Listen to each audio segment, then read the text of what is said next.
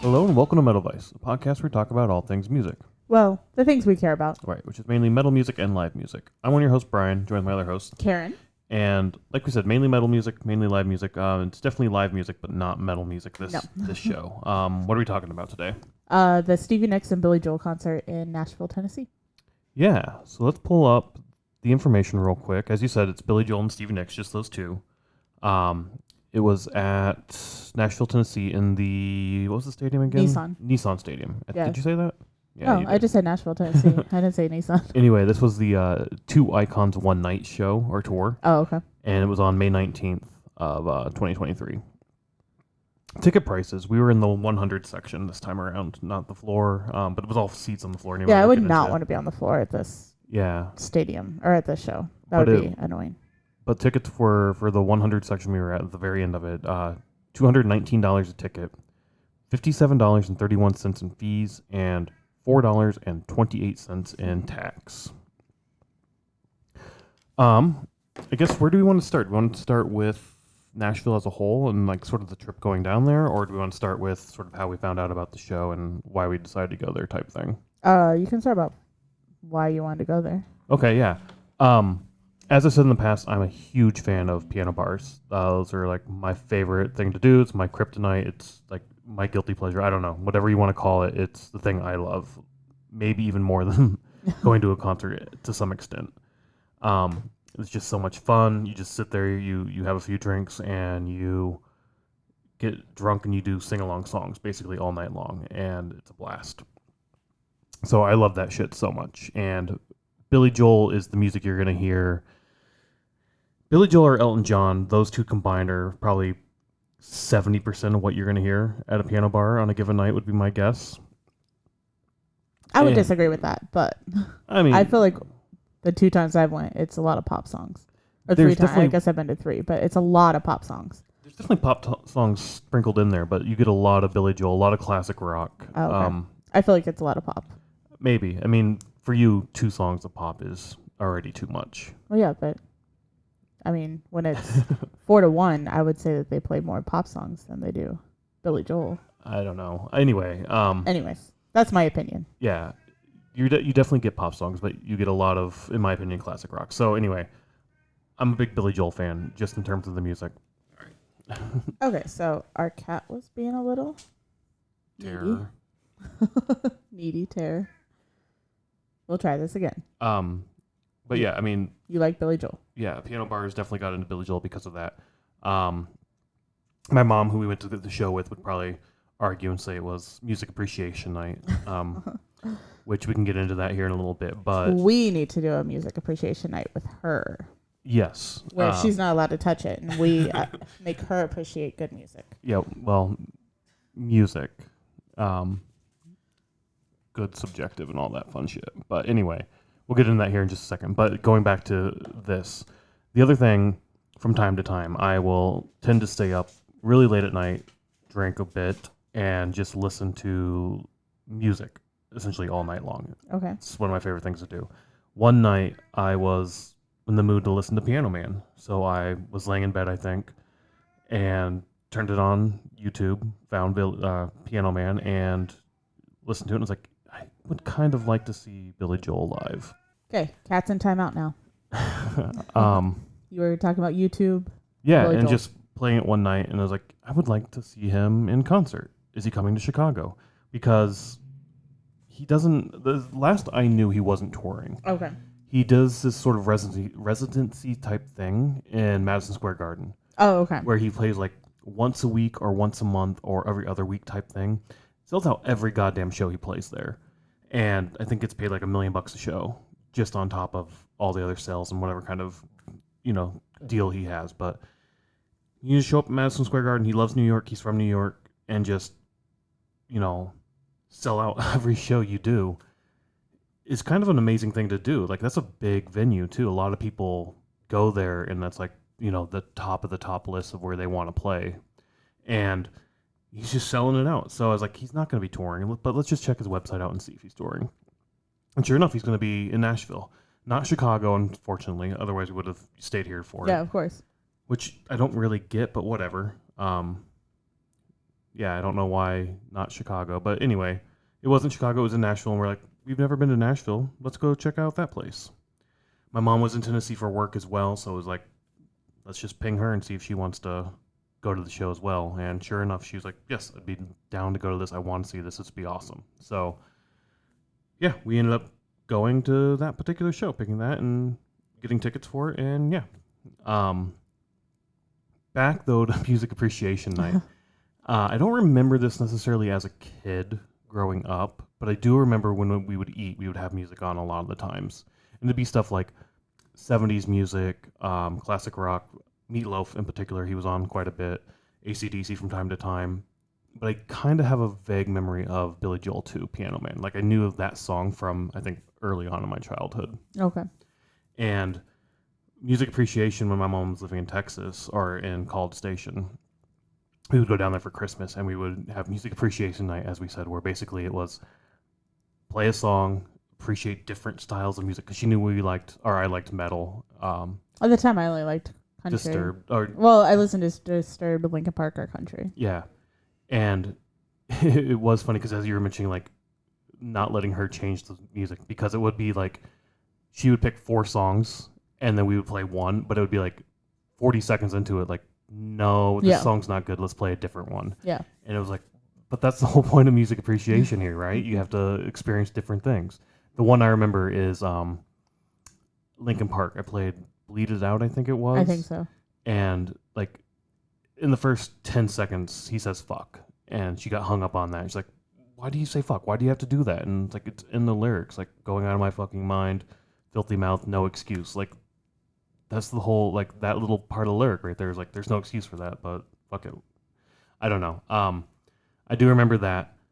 What else? There was one other memory. Oh, every time we would do it, it would be, play that one song I like. She would ask us. And I knew exactly what song it is. It's the same song every time. I was like, you need to be more specific than this. I need more than just that one song. She's like, you know what song's? Like, nope, there's a lot of songs out there. What song is it? It was always Voodoo by Godsmack. She loves that song. I didn't know that. Yeah, so like when she wants to hear like our hard rock, our metal-ish type music, that's the one she wants to hear, and she really loves that song. So it's like, well, when she comes, we'll play Voodoo. yes. That way she can appreciate some music. But once again, like music appreciation, what she would play is a lot of Beatles, a lot of Elton John, a lot of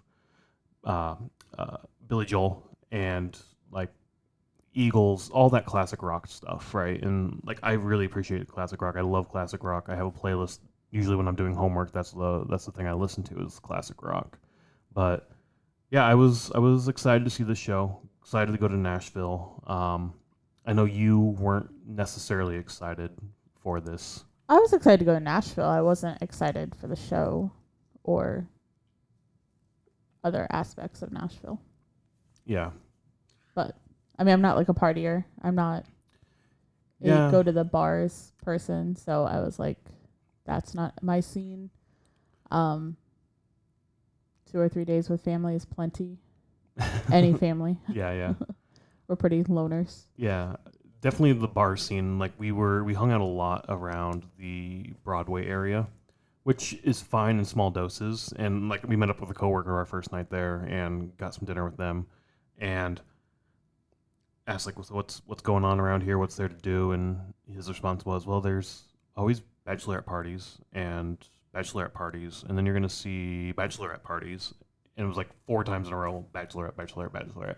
And that's what it was. You saw party bus after party bus, party tractor, party, those little fire truck. The fire truck once, the little pedal bike things of just bachelorette parties. Because you mentioned they like all wear the same thing. They do. Like I've never seen that, but they all wear the same thing. So they either have the same shirt on, the same, like one group that we saw like was wearing all denim, different denim, but like everybody was wearing denim, the same hat. Pink cowboy hats were really popular. And then the bride-to-be would have the white with the veil. Yeah. Like, I don't know. That's just not something I did or I've ever participated in. I don't think I ever would. But yeah, I mean, and that's all right there in that Broadway area. It's fine for 30 minutes? 3 hours, I was going to say at most. Oh, okay. I mean, because the other thing is every single bar on that street has live music like almost all day, every day. Yeah. And that's super fucking awesome. I did enjoy that. you'd walk outside between bar to bar, and it would somewhat meld, and you couldn't like really hear the stuff. I didn't like that when you're walking down the street. You can hear it because it was warm, so they all had their windows open, and you could hear this music at every bar, and it was just like kind of going together on the streets, and I didn't like that. But once you get in, it's like that's the music you hear. Like we went into a couple of the bars, and it was nice. I liked it a lot. I love that atmosphere, that sort of music atmosphere at every single bar you go to. That's super cool. It reminded me a lot of New Orleans. Okay. Yeah, I went there for work, and Bourbon Street was the same way. Very touristy, just like this place was, but by this place I mean Broadway. But yeah, very touristy and just live music all day, every day. That's the other thing. It's only like 2 blocks on both sides of the street. It's like this, and then everything else is just normal city. So downtown life. A few blocks in one direction. I don't know what direction we were going, but like a couple blocks, let's just say left of Broadway, we found Printers Row. It's north of Broadway. Whatever. Yeah, I didn't know what direction was what, but that's okay. I need to know what you're talking about to give the actual direction. 2 blocks north of Broadway, we found this alleyway called Printers Row, and there was like a smaller divey-ish bar that we went into for a few drinks. The bartender, she was talking to another patron, and just like, yeah, we get busy, but we don't get nearly as busy as they do down there because it's a little bit off the beaten path type thing.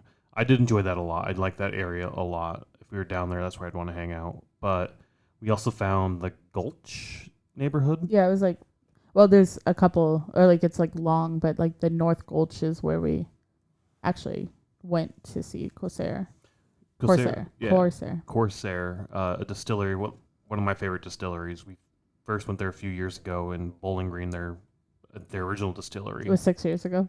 Yeah, a few years ago. I didn't realize it was so long. Yeah, and loved that place. They said they had a brewery in Nashville, so 6 years later went back and wanted to check it out.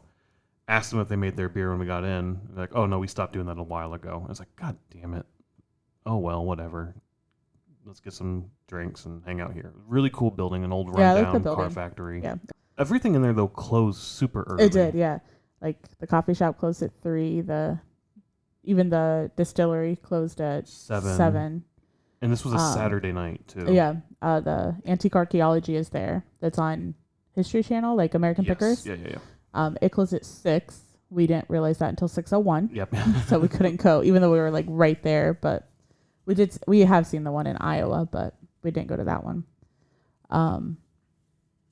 Yeah, there's like a Jack Daniel's distillery there. Yeah, we didn't go in there. And a couple other ones. Yeah, we just did the Corsair.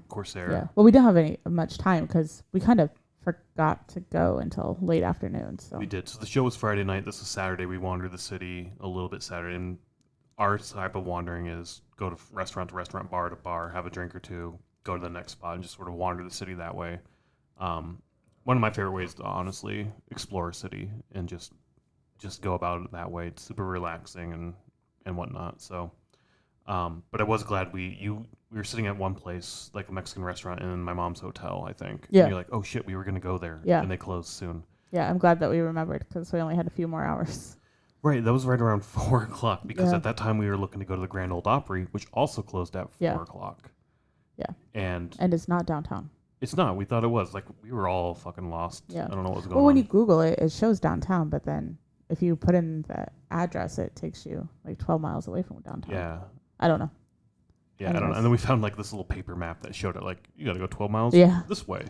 Yeah. And one of them we found it said it was downtown, like a 10-minute walk from us. Yeah. Also, the Country Music Hall of Fame is there. Yes. Didn't go in that. That said tickets were sold out when we walked by on Saturday. Well, yeah, I don't know what that was tickets sold out for, Yeah. though. They just had a sign saying sold out. Yep. So I don't know. But yeah, that was Saturday. The only thing I guess I want to talk about that we didn't talk about yet is sort of the record store experience. Oh, okay. Yeah. You typed in record store near me and you found one that popped up. That's normally how I find them in cities. It's just say record store near me. And then we walked to it and it was like a record label. Yeah. Yeah. in this like little neighborhoody area. Yeah, they're really like, cool spot. It was like they're.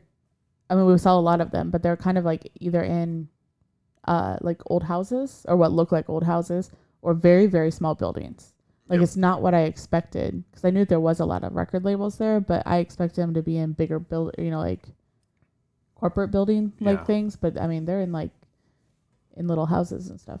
There was the one RCA Victor. Yeah. That we found like this tiny ass building that it was in. A tour had just rolled up when we walked so by. they do tours there. That would have been cool if we would have known about that. Yeah. Just to do one. I mean, I remember Grandma always having RCA records, and it has the picture of the dog with what's that thing called? Like the old crank. You crank it to listen to them, and then it has the thing that comes out of it.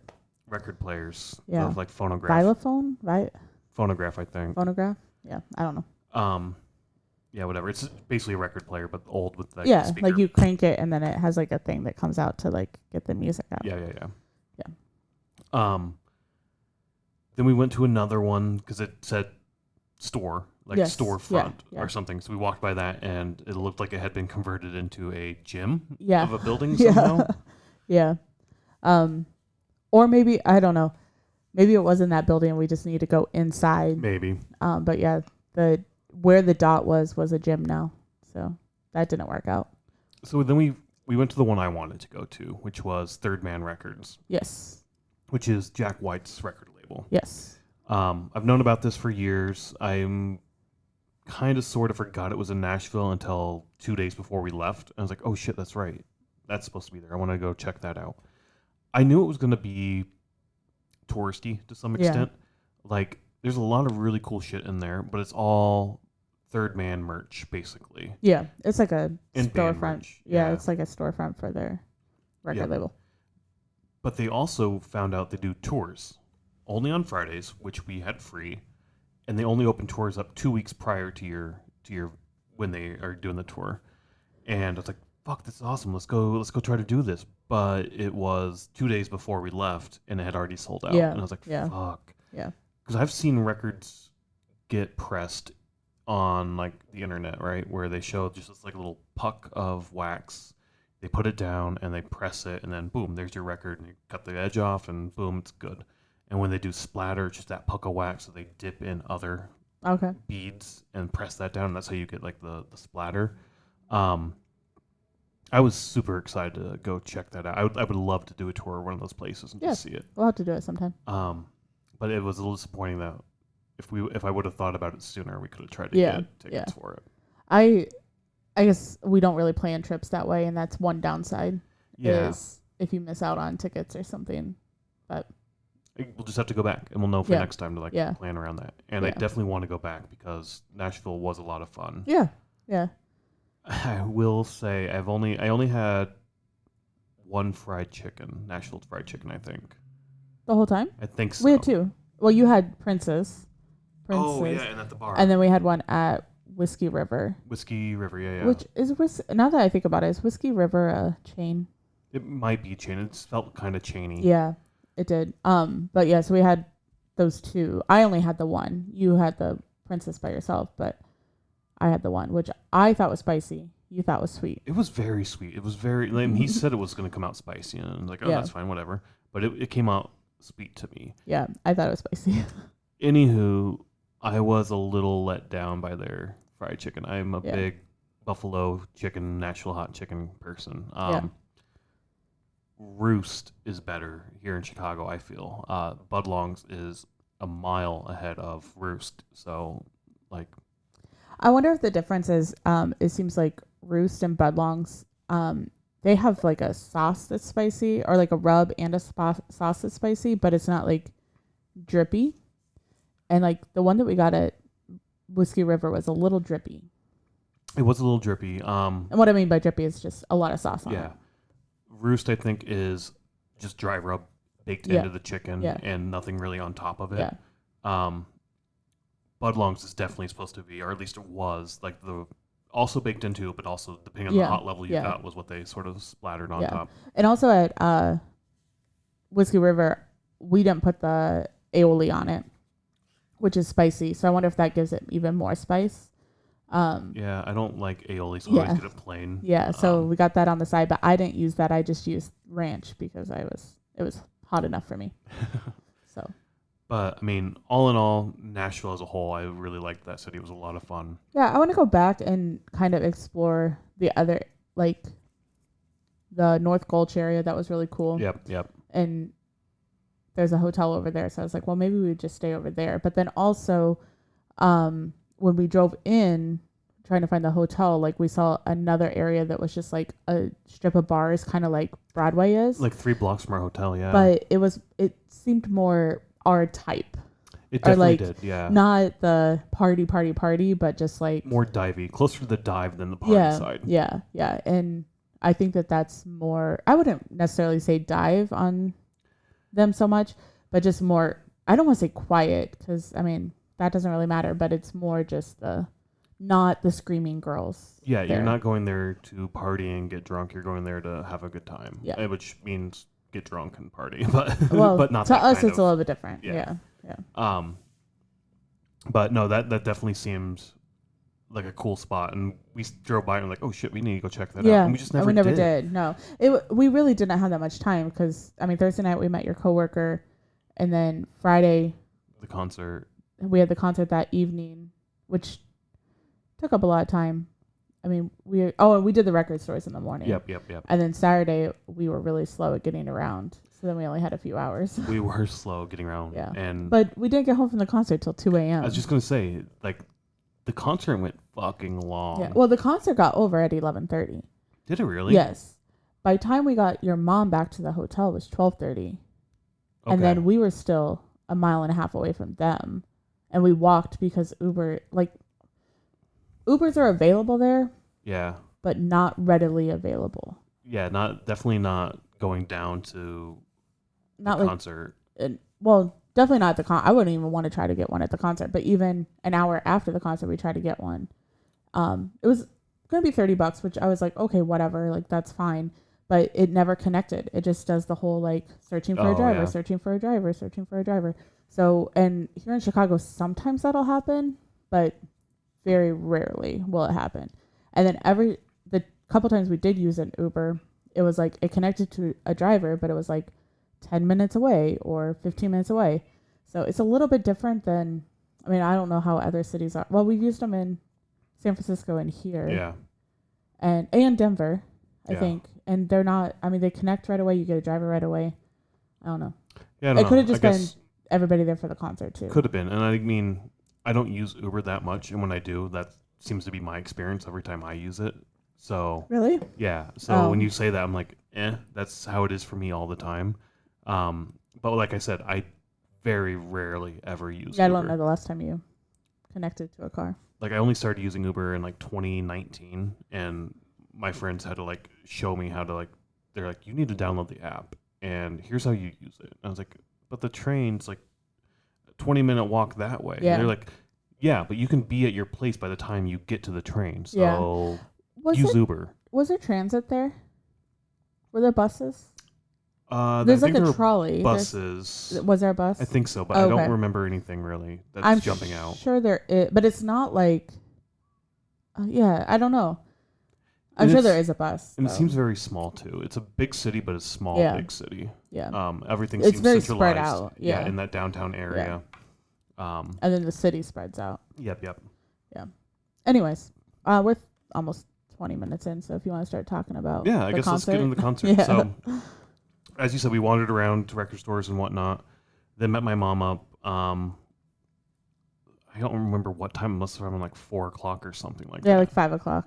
But the concert started at doors at 6, concert at 7, I think was what it was. Mm-hmm. And we got in. Well, that's what we thought it was. It didn't start until 7:25. Oh, so 7:30ish. Okay. Yeah, but we thought it was 7. Oh, right. Doors at 6, concert at 7:30. Yeah. I guess we probably just thought doors open at 6, so then the concert's at 7 because that's normal. An hour after, but.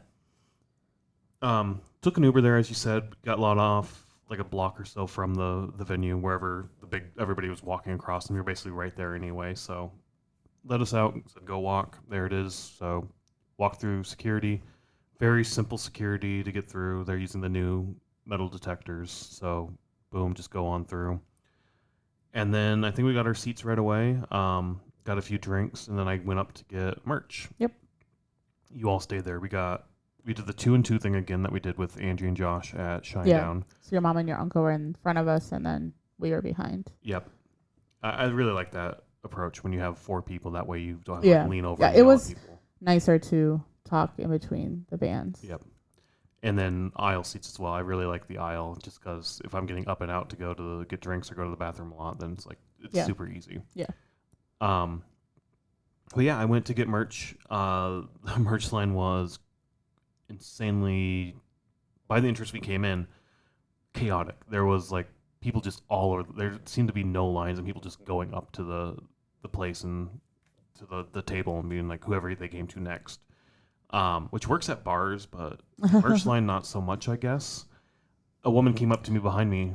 Go ahead, what? I was going to ask if it was together, if Billy Joel and Stevie Nicks stuff was sold together or if it was separate. Nope, everything was sold together. Okay, because I know sometimes bands do that where they're like, you have to go to this line for this band or this line for this band. So they did have, the main thing I wanted was a poster, and they had a Billy Joel, Stevie Nicks poster. There's also just like a Billy Joel poster. And I don't know if there's a Stevie Nicks poster or not. I thought I saw one. Because when we walked in, we walked by this merch, and I looked across, and I was like, I think I see 3 posters. But the one with the 2 of them together, the show poster was the one I wanted. And I'm standing in line. It's looking chaotic, and I'm like, I can't see over all these people if it's there or not, but I'll just get in line and wait. And a woman comes up to me, and she's like, oh, this is a little not well. And I was like, no, it doesn't seem like it.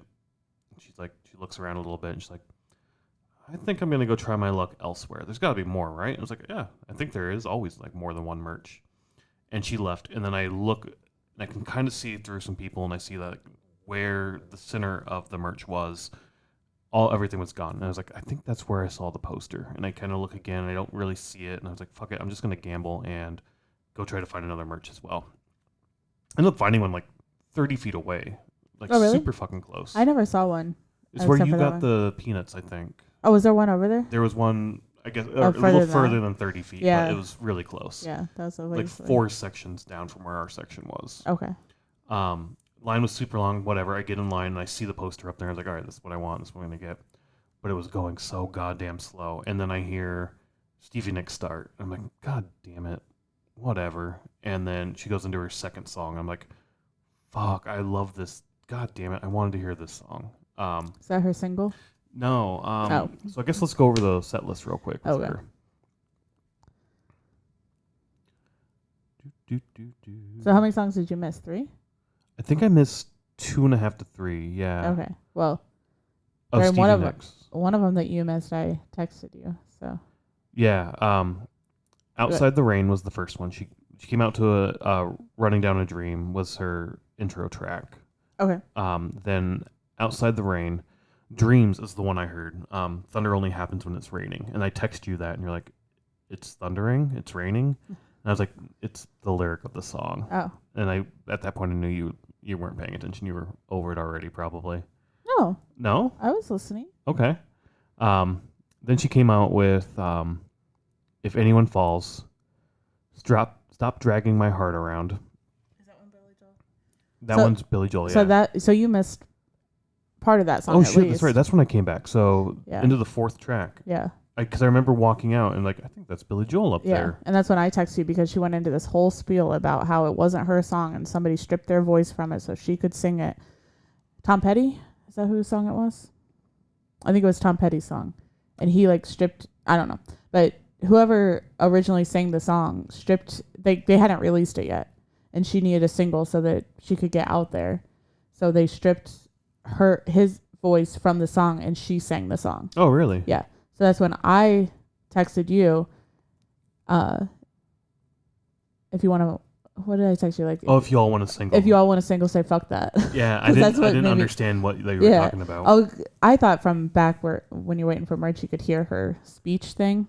No, not really. You could hear her singing, but not the speech. Not the speech. Talks. Yeah, so that's why I texted you that because I'm just like, that's the first thing that popped in my head when she's like, oh, I need a single so that people knew who I was. I was like, y'all want a single, say fuck that. Interesting. No, I missed all of that, and I didn't know that backstory. So, yeah. like I don't know a whole lot of Stevie Nicks stuff. I know she was in Fleetwood Mac, I and only know that 'cause she told me. and Rumors. Like I love that album. It's like one of the greatest classic rock albums of all time, in my opinion. And I was so excited to see Stevie Nicks to hear a lot of Fleetwood Mac stuff. I figured there would be a lot of that. A lot of the stuff she sung was her own stuff outside of that as well, and I was surprised how much there was and how little of it I knew. Yeah. Although there's one song we'll get to the end. It's the end of our first set before the encore. I was like, oh yeah, that's what that song is. Like it as soon as I heard it, I was like, I've heard this song several times and I know this song. Okay. Anyway, we'll get to that. Stop Dragging My Heart Around. That's the one you were talking about, the single. Yep. Then we had Fall from Grace, For What It's Worth, Gossip, another Fleetwood Mac song. That says Gypsy, not Gossip. All right. Gypsy, another Fleetwood Mac song. Wild Heart, Belladonna, Stand Back, Free Fallin', a Tom Petty cover that we actually were able to add to the set list because she has a version that she sings herself. Okay. I was going to throw it on there anyway because like I love that fucking song. I know that song. I've heard that song. Yeah. Gold Dust Woman, Fleetwood Mac again, and Sarah, Fleetwood Mac. And then the last one in the set that we're talking about, Edge of 17. As soon as that started, it was like, oh shit, I know this song. And even today I re-listened to the set list again and it came on, I was like, holy shit, I forgot about that song already. And it was the same sort of like, I know this song. I've heard it several times. Then she came out for 2 encores, Rhiannon, Fleetwood Mac song, and then Landslide, again a Fleetwood Mac song, with Sheryl Crow. Yeah, I know Landslide because I think they go by the Chicks now, but they used to be Dixie Chicks. Oh, really? Yeah. So that was in the 90s. I didn't know that. Yeah. Okay. And then she came out after all of that and was like, Sheryl Crow was so close to being in Fleetwood Mac, and due to like scheduling conflicts or children or some shit like that, she wasn't. I wasn't quite sure what the fuck was going on with all of that. Yeah, I didn't know that was Sheryl Crow. I didn't either. Yeah, and was Sheryl Crow also there the night before? Because we were walking back from dinner. It sounded like at the where the hockey team plays, there was somebody singing. No, so I figured that out though. Oh, who's that? So Shania Twain was the person singing during. Oh, that. really? Yeah, but around that stadium, there's big pillars that are kind of if you look just right there, see through, but they have speakers in there. Oh, so just blasting music. Just blasting music, and I think as the day goes on, the louder it gets. So that's why that night it was like 9:00 at night, and it was blast. I mean, it sounded like a concert was happening. It did. It was like live music sound. Yeah, but it wasn't. It's those pillars are playing music. So, interesting. I saw that. Maybe it was Saturday. When you're wandering around there. Yeah. Maybe when we were walking back to the hotel or something, I saw that. Oh no, we took an Uber back. I can't remember. At one point you saw it. Yeah, at one point. Yeah. I didn't know that was Sheryl Crow. I remember her singing Whiskey Lullaby in the 90s. Yep. And it didn't look like her. But then again, that was 30 years ago. Yeah, and I was wondering what she meant. Like she almost was in. Like, was this back in the 70s she was almost in it? Or was it in the 90s? Or yeah, I don't know. I didn't understand that reference. And once again, I don't know much about Stevie Nicks other than she was in Fleetwood Mac for a period of time. And are they still a band?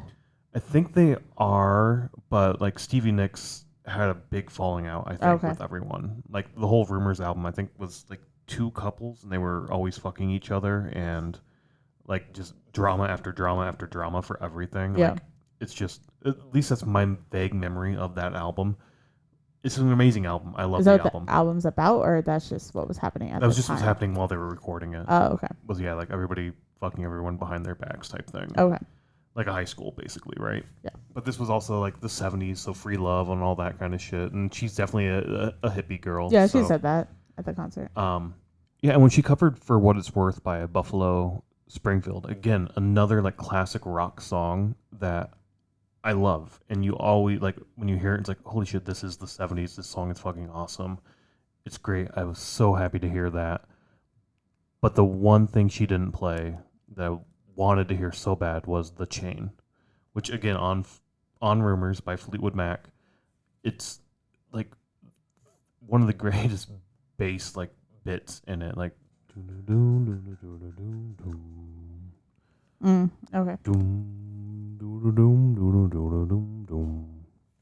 You can leave that in and cut that out. I don't care. Okay. But like I'll cut that out because yeah. we can't have that. But that bass bit in it, I love that so much. I think it was in like Guardians of the Galaxy, either the first or second movie. Oh, really? I can't remember. I think it's the second one. Okay. And it was like in a bunch of the promo shit for it too. And like I heard that, I was like, holy shit, this soundtrack is gonna be better than the first movie. Okay. I don't think it necessarily was. I think the first movie's soundtrack is like so goddamn good. Yeah. But at the same time, like I was excited to hear that song, and she didn't play it, and I was a little disappointed. I don't know if there's something going on where she can't play it or she chooses not to play it, but she didn't play it, and I was like, whatever. It was still a fine performance. Her crowd interaction bits, I wasn't necessarily the biggest fan of.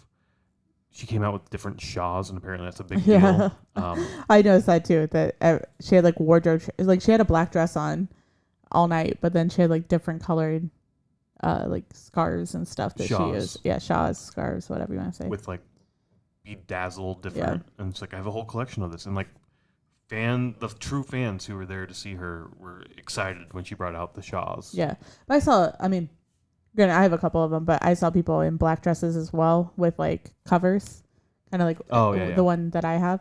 So I wonder if it's like a whole thing. It could like, be, yeah. If she always wears black, I don't know, but like if she always wears black and then just has like different covers. Yeah, I enjoyed her set a lot. I'm not gonna lie, I did. Good amount of Fleetwood Mac in there, good amount of other stuff, and once again, like I said, The Edge of 17. I've heard that song several times, and I did not know that was her. And is it her though, or is she just singing somebody else's song? I think it's I'm pretty sure it's her song. Because it's so. She had interaction between like almost every single song, which you've like called out Kiss for that. I was going to bring that up too. I was like, it's almost the same, but every single time it's like, oh, so and so wrote this song, like kind of like what I was saying about what I don't even know what the name of the song is, where Billy Joel came out and sang, but like they stripped his voice off of it so she could sing it, and it's like. Maybe every band does that. I don't know, but I'm like, that's kind of. I think it was that, and that song in particular sounds like it was a personal thing. Like this individual, which we think might be Tom Petty, you don't remember. I don't know. I didn't. Hear it could not be that song, also. But. Right, but anyway, where it's like this person gave up their song to give me a break, to get me into the industry, to help me out, type thing. So that's cool. It's personally like Stevie Nicks for sure. Like. This was what allowed me to do what I wanted to do. Potentially, like maybe that's what she's thinking. Maybe it's not. I don't know. Yeah. I do enjoy that sort of history aspect of it, to like know the past and all of that, like just to understand how these songs were made. But I would watch a documentary on it at home. Yeah. I don't want to do it at a concert. Yeah. Yeah. I get that. But also, we're not used to going to shows where they're like, so and so wrote this song for me in 1978. So, because like we're used to them saying, I wrote this song because I was struggling, or I wrote this song because I had these feelings, or this happened to me and I wrote this song. The meaning of this song is X, Y, Z. Yeah, like I went to prison and I wrote this song. Like that's what we're used to. We're not used to somebody saying like, so and so wrote this song for me. But to be fair, the majority of the bands we go to see haven't been doing it for 50 years. Not yet, exactly. But give it another 20 years. But even like Metallica, they're at 40 years. Do they write their own music? Yeah. Okay. But no, it is a bit of a different thing. But they're not coming out there and giving a story for everyone. They barely even do that anyway. Any crowd. No, they don't. But I'm just saying, like, even if they do say like what the song is about, they wrote it or the band wrote it. Not somebody writing it for them. I guess I didn't take that. Oh, it drove me nuts because I'm like, so this isn't your song? I didn't take Maybe that it was bit. Because she said the whole thing of like, they stripped their voice and gave the song to me. I like, maybe that just put a sour taste in my mouth of like. I think it did because, I mean. You aren't even writing your own music. She's writing her own music, I think. I think that And maybe that's normal. Maybe it's normal, and I'm just not used to it. Yeah, and I guess when you said they stripped their voice off of it, I didn't take that as they stripped the voice off and she sung the lyrics that they sung. It was already recorded. No. Oh, okay. Sorry. The music was recorded. They took the lyrics that they had written off of it and their voice off of it, but then she got to go on and lay her own lyrics and her own voice on top of it. Her voice of the lyrics that were already written. Did she say that? Yeah. Okay. Well, I mean, maybe. I mean, that's how I took what she said. Anyway, we don't have to talk about that. I was just making a point that generally what we're used to is there's a meaning behind the song, and it has to do with something that happened in their life, not taking somebody else's written music and singing it for yourself. And again, the way I take that, not to harp on this too much, the way I interpret that, even though I wasn't there to hear it, so I didn't know, I didn't hear everything. I'm getting it from you, secondhand paraphrase and all of that. But when you explained it the first time, the way I interpreted it as, oh, she's starting off solo career. Maybe it was after Fleetwood Mac, and she was out, and she wanted to do her own solo thing. And it was another musician being like, here you go, have this song. It's yours. Take it. Go ahead. Run with it. This is yours going forward. I don't know. That's how I interpreted what you were saying. Okay. But I mean, you would think if she was with Fleetwood Mac, people would... Supposedly, it's one of the most popular bands in the world, even though I don't know any of their songs. Not that I know everybody's songs, but that's what she said, it was one of the most popular bands in the world. Definitely in the 70s. Maybe in the 70s, but now I think there's way more popular bands. But anyways, on all sides, on pop and metal, agreed. everything. But at one point in time, they were definitely... Well, then you say at one point in time, we are the most popular band in the world, not... I think it's interpreted that way, not like... Anyways. I knew this episode was going to suck because I did not enjoy it. No, that's fine. So, I don't even know where I was going with that, so it doesn't matter. Let's move on. Fine.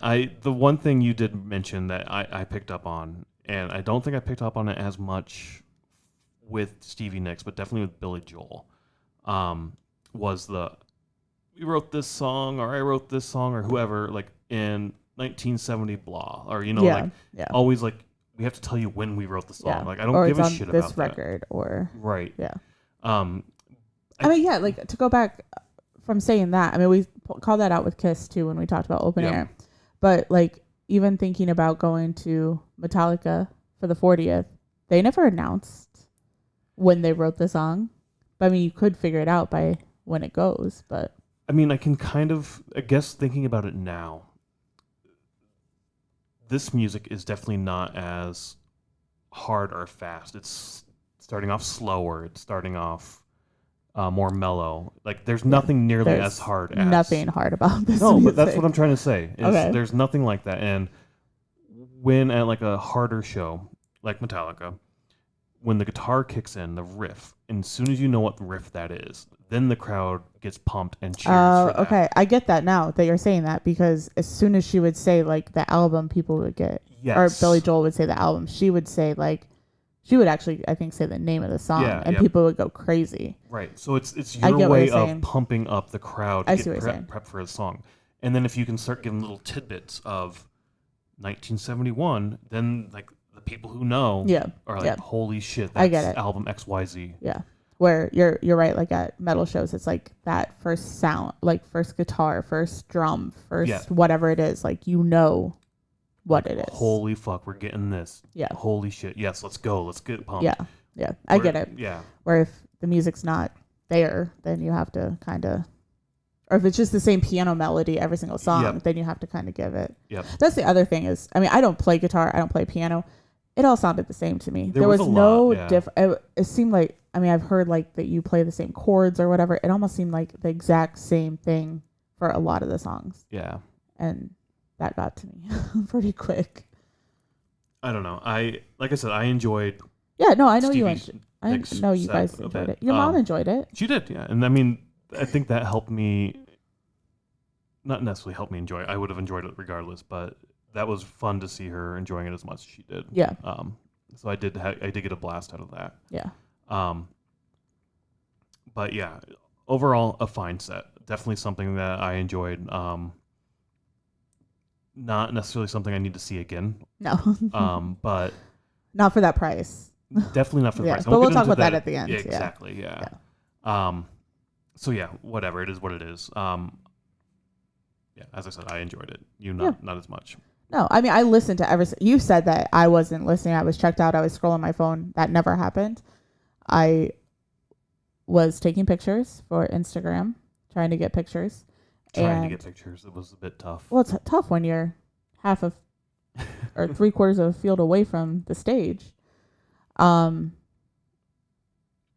was I saying? Oh, and then I was listening to every song. I mean, I was never like talking on my phone or texting people or anything. So, I mean, we didn't really touch on the stadium all that much, other than it's a stadium. Yeah, it's a football stadium. And like we said, you've been to one stadium, you've been to them all. But I actually really enjoyed this venue. Oh, really? It was massive. Like we've been to Soldier Field, we've been to the United Center, and we basically got the same seats we got at the United Center for Roger Waters.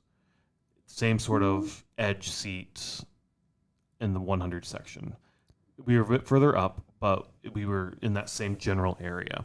And my thought was, it worked really well for Roger Waters, it will work here. I didn't take into account that Roger Waters was in the center of the the center of this would have been so much better if it was in the center. Agreed, 100%. But it was all the way on the end zone. Is that what it's called? It was all the way on that side of the stadium, on one side of the stadium, like a general. Yeah, like a normal concert. Yep. But the fucking venue was massive too. It kind of sort of reminded me of Vegas, but Vegas having much more seating because it's an actual oval what's that one thing. called? The Allstate Arena? No.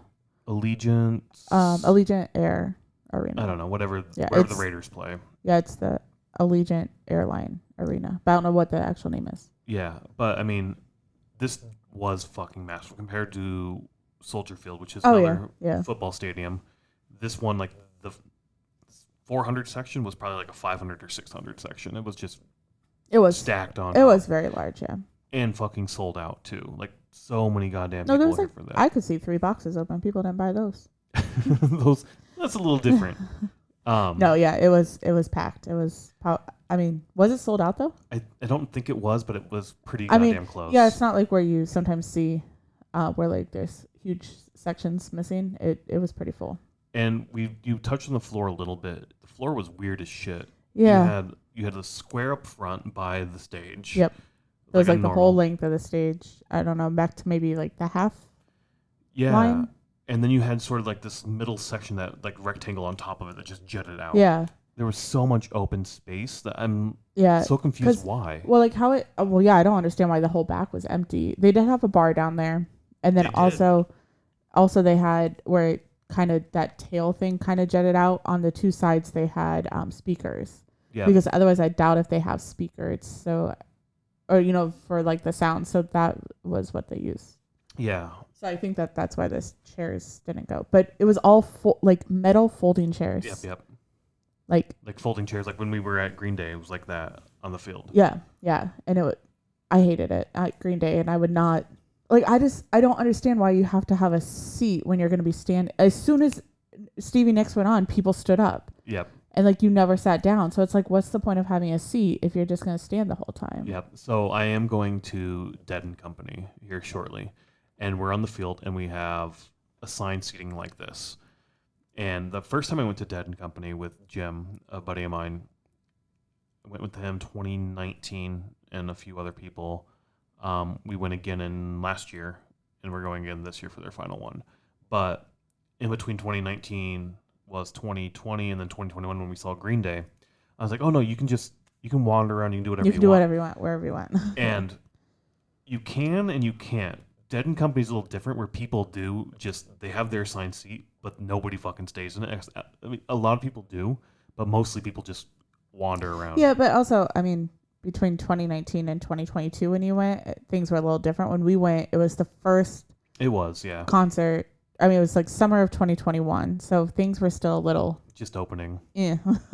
Where, I mean, we just stayed in our spots with our masks on and didn't move. Yeah, that's fair. But I mean, even Jim was telling me that he's been to a past Dead & Company show where they did that, and somebody had a pocket knife or something. This was like way back when apparently. Oh yeah, it would have to be. Yeah. And started cutting like the The zip ties, holding them yeah. shut, and undoing all the chairs, and they would walk them over to a corner of the stadium where nobody was. There was nothing going to happen there, and stacking them. They're like, we don't want these here. We're going to move them out of the way in an organized fashion so we have room to dance and room to have fun. Yeah. I do like that atmosphere, and I'm surprised that really didn't happen here of just people like wandering around doing their own thing. But no, it was very, this is my seat, I'm here. And it's not comfortable. We've been to other shows like that. Yeah, because we saw Lumineers like that right before COVID too, and I didn't like it there either. So it's not, I mean, I just don't understand why you have this field, or like the field, or the stadium, whatever you want to call it, the floor, and then you have chairs on it.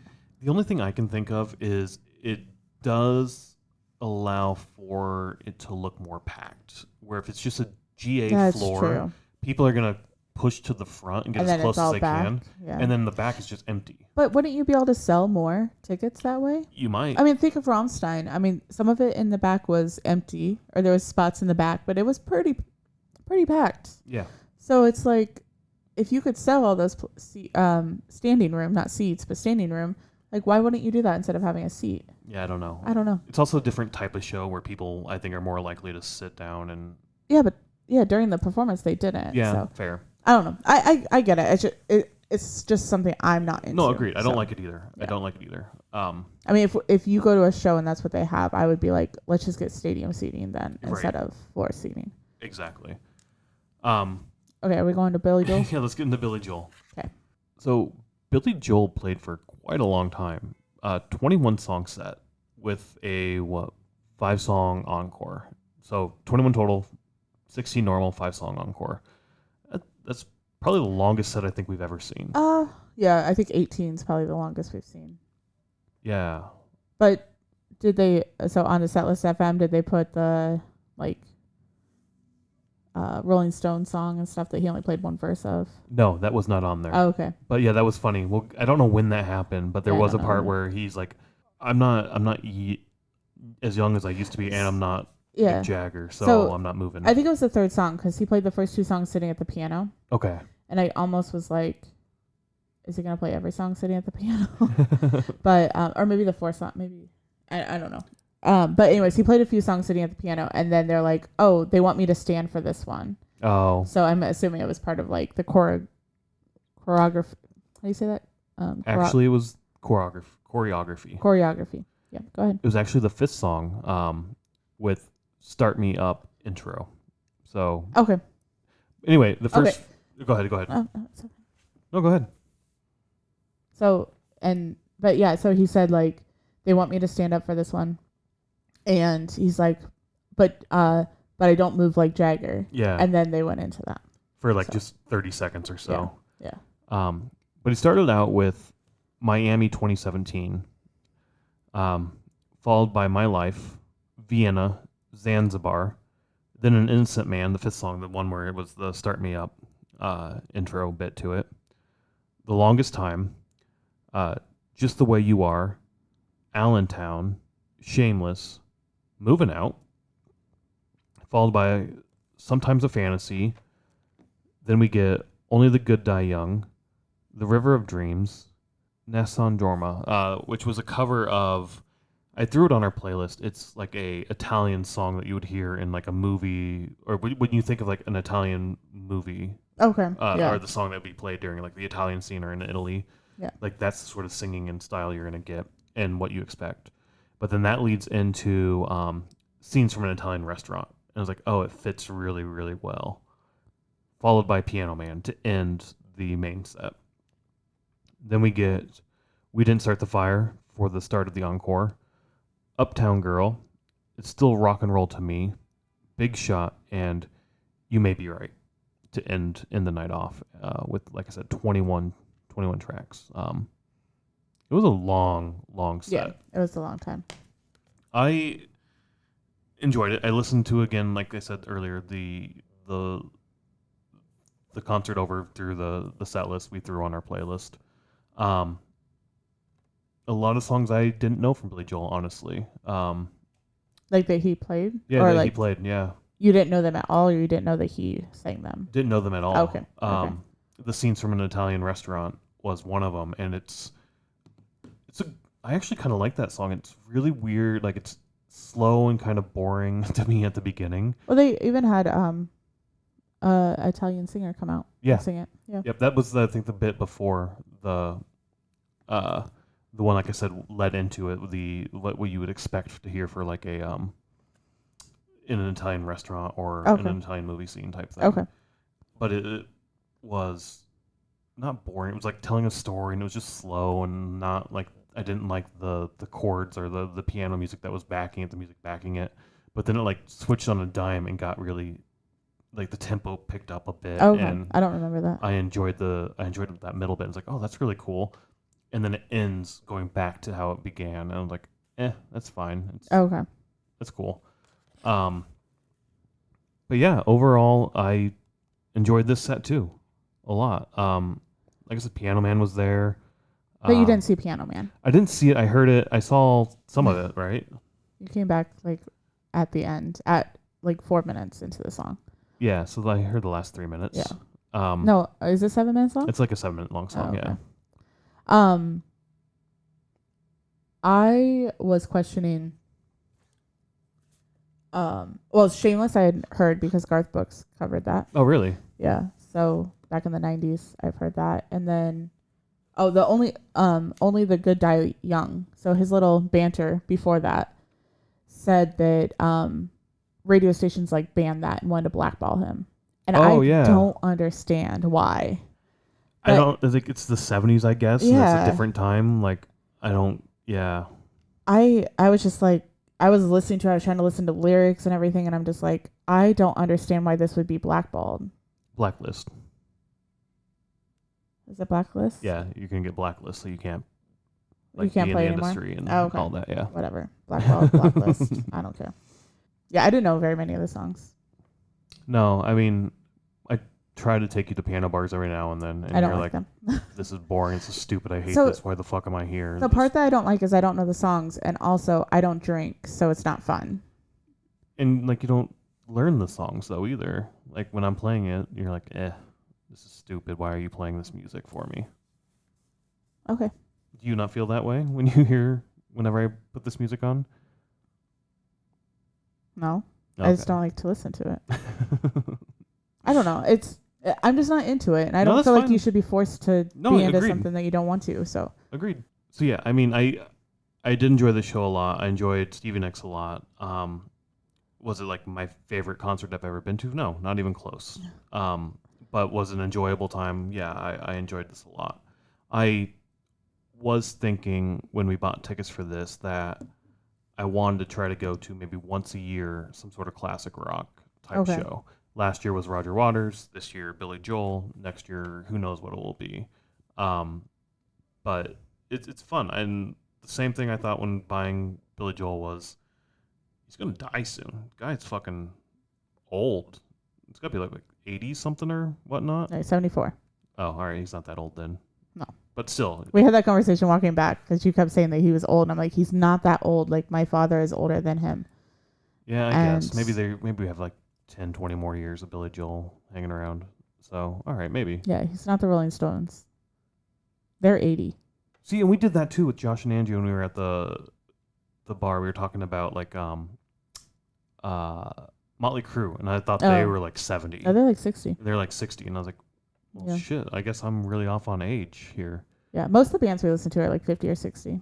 Well, not most of them, but like a lot of them that were like popular in the 80s and 90s. Yeah. Yeah, they're like 50 or 60 now. I guess I always think they're a lot older than that, but I don't know. I mean, I feel like that was just forever ago. We feel old. Yeah. We're mid-30s, so. Anywho, I was like, I would like to see him before he dies type thing. Like we did, like you said, with the Rolling Stones. Yeah, because we did have the opportunity to see them before. Charlie passed. The drummer passed. So I'm happy we did get to see the show. Would I ever do it again? Probably not. No. It's a low, like percent. If we did it again, I would definitely get the cheapest tickets I could get, like the nosebleeds. Yeah. I would agree because you're not watching the stage. You're watching the Jumbotrons, and like even from where we were sitting, like, it was fine. I don't know, it wasn't as fun because then you're just watching, like if we Tinley Park, if you're in the lawn, you're watching the screen. It's like watching a movie at home type thing. I mean, and I wouldn't pay $300 a ticket to watch a screen. No, and like, but also I wouldn't pay thousands of dollars to be on the floor, right in front of the stage. Yeah. So, but then like, I think I'm just not going. Yeah, but then at the nosebleeds, those are probably like $80 tickets. Yeah. So I don't think I'd pay that much either. I have had just as much fun, if not more fun, at a piano bar. Go pay $20 cover charge. These tickets were $220 or something, right? So now it's $200 for the night to buy booze. And well, yeah, but after fees and stuff, it was almost $300. Right, but I mean, even if you take the fees off, like, there's no way you're going to spend $200. Maybe I wouldn't. You would not, right? But I mean, the point is, the piano bar is just as much fun. You're going to hear the same key songs that you want to hear, and a lot more, and you're going to have a lot of fun just doing that. So I think I would opt to do a piano bar over seeing Billy Joel again. Yeah. Happy we got to do the experience, but also if we never got to do it, I would have been just fine. Yeah. I would also probably not travel for one of these shows. No. Because, I mean, that's why we drove instead of flying, because of costs as well. Because we were spending so much money on the show, so much money on the hotel, and then you had to eat, obviously. We ate a lot of fast food. Yeah. But, I mean, you have to pay for all that, and then just all the money all together is just like, I wouldn't travel for this. Like, if it's at the United Center or the Soldier Field, yes, maybe pay for the cheap tickets. But like you were saying, like, you want to do a show every year, but I'm not paying. Yeah. I'm not spending $2,000 to do it again. But I mean, also, Aerosmith's coming around later this year, we can't even afford those. And it's like $400 for behind the stage. It's $175 to sit behind the stage. Right. But I wouldn't even pay that probably to sit in the 100 level. No, I wouldn't either. Like, so I mean, we're not going to that concert because it's at first when it was announced, I was like, oh, we could try to go just because it would be fun. Yeah, like, it's just the iconic nature of it. But once we saw ticket prices, we're like, yeah, hell no. Like, we're not going. And that would definitely be more of a classic rock that's up your speed, up your alley than Billy Joel for sure. Yeah, that's. So Billy Joel's considered rock music? I think classic rock, yeah. Oh, really? I wouldn't even consider it that. I thought a lot of the music sounded like what my grandparents would listen to. And my grandma, well, I mean, was there electric guitar? Yeah. Oh, her gizzards would have been shaken. Yeah, she doesn't listen to anything that has the electric guitar because her gizzard shakes. I mean, I don't know if it is classic rock. I would classify it as classic rock, would but you? On the very low end of the scale. I wouldn't necessarily Stevie Nicks or Billy Joel. Stevie Nicks for sure, yeah. Really? Classic rock? Yeah. Oh. I mean, especially the Fleetwood Mac stuff, for sure. I don't know. Maybe just what I think of classic rock versus... Go to Wikipedia. Wikipedia always knows. It just says American singer. Genres: rock, pop, soft rock, pop rock. I mean, I definitely get the pop too, like 70s pop for sure. Yeah, I guess. I mean, you got to think of the time frame too, but I don't know. I know, like... Pop rock makes sense to me more than classic rock. But to me, those sort of meld together somewhat a lot. Yeah. I don't necessarily like the slowness of the songs. Yeah. Or there's not much bass or drums. Well, the one song they played, like, the bongo drums, though. That was pretty cool. Yeah. I don't know what song that was. But I think that was Zanzibar cool. would be my guess. Oh, really? I would think so. I thought it was later in the set. But oh, maybe. I don't know. But then also there's a song where they go through all the 80s pop, or pop culture of the 80s. Oh, We Didn't Start the Fire. Yeah, We Didn't Start the Fire. And one thing that drove me nuts is they say Disneyland in there. And they show on the screen a picture of Magic Kingdom Castle, which is in Disney World. I do remember you telling me that, yeah. Like, I don't know why those little things just bug me, but you're also like a Disney fanatic, or you're less than you used to be. Google it. Fucking Google it before you put it on a screen. They Googled Disney and Disney Castle, and that's what they found. And they're like, all right, we'll use it. So they chose the first image of Disney Castle? Yeah, 100%. That's what Google Disneyland, and it would not come up as Magic Kingdom. Anyways, there was an article that they fucked that up too, saying that Disneyland was going back into DeSantis. And people are like, Disney World is in Florida. Disneyland is in California. Anyways, it's just those little things that I just feel like if you're putting on this huge production, like... Do your homework a little bit better. Do a little bit of homework. Yeah. I don't know. It was a fine concert, and I'm sorry you thought that I hated it or that I looked at my phone all the time or whatever you said, but I listened to every song. I was trying to pick up on things that I liked to be positive, things I didn't like to be negative, but I don't think I had very many positives. I liked seeing your mom happy. That was fun. And I don't know. I'm not into like the dancey music, and I felt like a lot of people around us were just dancing. Oh, they were the for whole sure. time. Yeah. And like doing that in the seats is like hard. Maybe that's why they just need to open the floor and just let you move around. But I don't know. It was fine. Yeah, like I said, I enjoyed the experience. I'm glad we did it. If I could do it again, or if we get the opportunity to do it again, I'm probably gonna say no, I'm good. Yeah, at least for them. Yeah. We didn't really talk about the walking out. We went over the pedestrian bridge. You mentioned it took a while to leave, and that reminded me a lot of Vegas. Leaving that one. Yeah, because Vegas was almost the same, except for they opened the roadway, so I felt like it moved quicker in Vegas. But it was just a mass of people going over this pedestrian walking bridge, it was kind of cool, but also like we walk everywhere because we're in Chicago, and not everybody walks our pace, so it's a bit annoying to like, all right, it was hard. Do half steps because people aren't walking the same pace we are. But yeah, I mean, as we've said, we do feel like this was overpriced for what we got. Did we finish talking about walking? Oh no, good job. Where were we at? Walking over the bridge. People not walking as fast as. Oh right. But still, it was I kind of like that sight of just seeing everybody walking. Everybody's happy anyway because it's like we're at a show that we really wanted to be at. We enjoyed ourselves.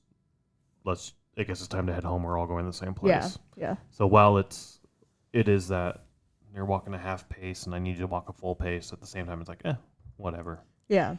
I don't necessarily like the mass exit thing or like when you're in a big crowd of people, but I mean, you're all going to the same, well, not the same spot, but you all have the same mission of getting across that bridge so you can spread out, and that's where we were going or what we were trying to do. And that's just how that stadium's set up. It's like I said, I enjoyed the stadium. It was kind of cool. It's all outdoor, but yeah, all in all, a good evening. A bit overpriced for what we think you got. Other people will be like, "Holy shit, that's awesome! You gotta big fans." Like my mom was probably like, "That's perfectly fine. I've paid more to see him elsewhere." Something like that. Maybe. I mean, she probably didn't in the 90s, but I mean, just for inflation and all that, I wonder what it would have been today. But it's, I mean, I wouldn't pay for that again. But that's just me personally. Yeah, and I was trying to think how to end this, and I think that's a good way. Like, I've said it before already in this episode we could have gone to a piano bar and had just as much fun, if not more fun, listening to basically the same music. And that's true kind of for a lot of bands out there, right? Where not necessarily go to a piano bar, but there's Metallica tribute bands out there. That's true. That you can go to a small club and see them, and they're putting on fantastic fucking shows at a fraction of the cost that it costs to see Metallica. And you're gonna hear the same music. You're not gonna hear James sing it, but you're gonna hear a damn good vocalist up there singing away.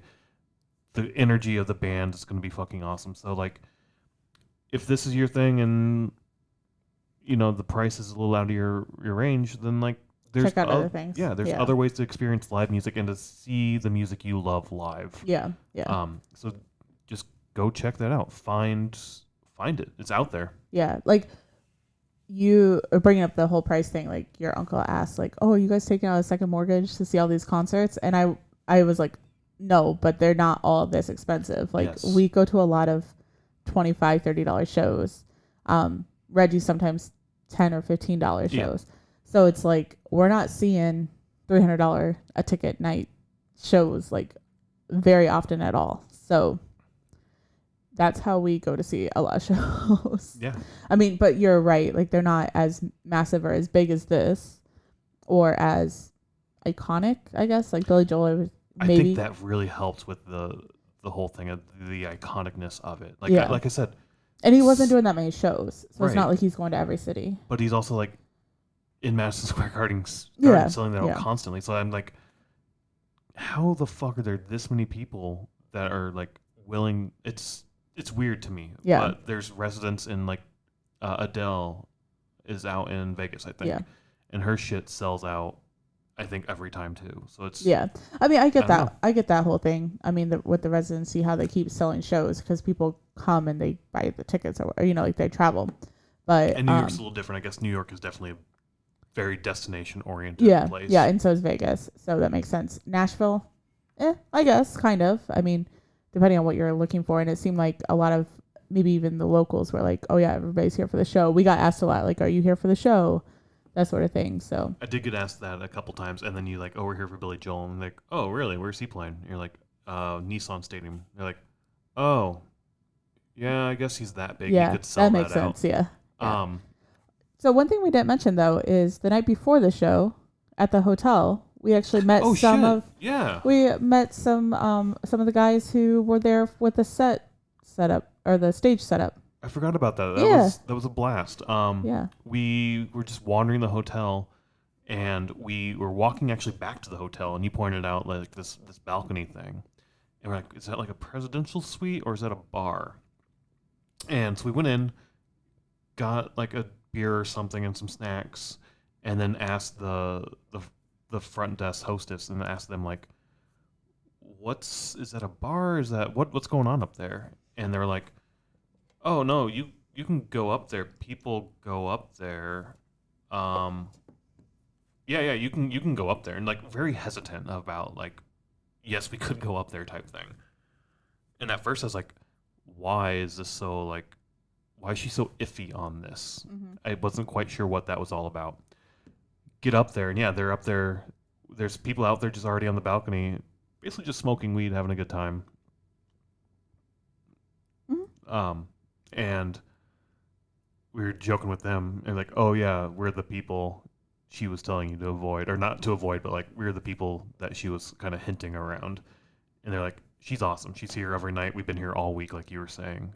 Yeah. And I don't know how it came about, but they were like, yeah, we teared down and we set this thing up. Well, they said that they've been here all week for the show. I'm like, well, we're here for the show. Like, so we kind of just thought, or like you might have asked, like, oh, what show? And they said Billy Joel. And then we're like, well, we're here. And they're like, well, we're working it. Like, we set it all up. Now we're waiting for the show to get over. And they basically start working at midnight then to tear everything down. So. And they're like metalheads. They look like the one guy has a beard like me, shaved head, gauged ears, wearing like a black t-shirt and jeans. Yeah. I had Lamb of God on, and he's like, that's more my speed. Yeah. And I'm like, yeah, us too. Yeah. So. Yeah. Generally. Yeah, generally. But yeah, it was fun just hanging out with them for a little bit, talking to them. Down to earth people. They were super friendly and open to like us just hang out. We even sat there and like, you guys, you want some? And we're like, I'm good right now.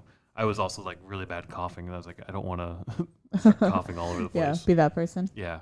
I think we might have recorded this for the travel vlog that we're gonna try to do with this as well, but we so badly wanted to ask them so many questions about like, how does this work? What do you do here? Like, what's all the coordination like all that stuff. But then we never said it, but we both thought it, and we talked about it after we went back to our room. But basically, like, they're working here, and like this was their night off, so we didn't want to bombard them with questions or make them talk about work more than what they wanted to. I don't know if it was them or somebody else, but we were talking about that or talking to them. I can't remember.